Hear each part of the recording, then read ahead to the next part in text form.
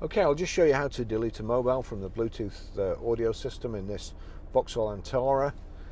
So from any screen, you've got setup over here. If I click on setup, you've got navigation, Bluetooth and telephone system, traffic messages, radio settings. So we want Bluetooth and telephone. Bluetooth on, that's important. If you're not getting anywhere with it, just make sure the Bluetooth is switched on. Pair new device or select pair devices. So just click that, see if there's anything else. Delete paired device, so that's underneath. So we want delete paired device. Barry's iPhone 10, click on that. Do you want to delete Barry's iPhone 10 from the list? Yes, I do. That's it, gone.